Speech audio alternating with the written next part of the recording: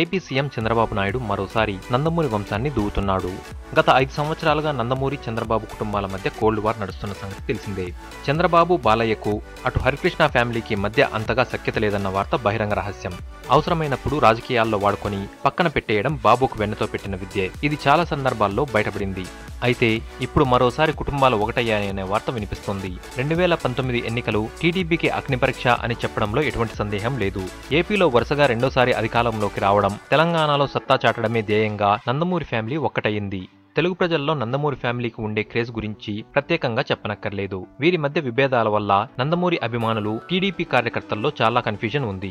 2014 ఎన్నికల్లో భాజపా, టీడీపీ మద్దతుగా పవన్ ప్రచారం చేయడంతో బాబు అధికారంలోకి వచ్చారు. కొన్ని నెలల తర్వాత విభజన సమయంలో ఇచ్చిన హామీలను విస్మరించడంతో పవన్ సొంతంగా జనసేన పార్టీని స్థాపించారు. వచ్చే సార్వత్రిక ఎన్నికల్లో ఒంటరిగా పోటీ చేస్తామని ప్రకటించారు.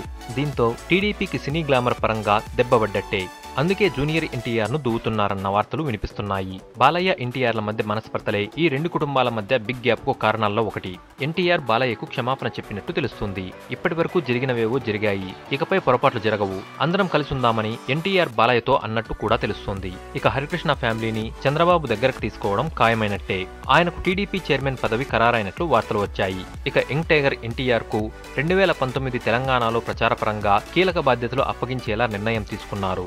ఏపీలోనూ ఎన్టీఆర్ ప్రచారం చేసినా తెలంగాణలో రేవంత్ రెడ్డితో కలిసి ప్రచారపరంగా కీలకంగా వ్యవహరించాలని బాబు ఎన్టీఆర్ కు సూచించగా అందుకు ఎన్టీఆర్ సుముఖత వ్యక్తం చేశాడట. 2019లో జనసేన పోటీ చేస్తుండటంతో పవన్ కు, ఇటు వైసీపీ నేత జగన్ కు దీటుగా స్టార్ క్యాంపెయినర్ గా ఎన్టీఆర్ అటు తెలంగాణ, ఇటు ఏపీల్లో కీలకంగా మారనున్నాడు.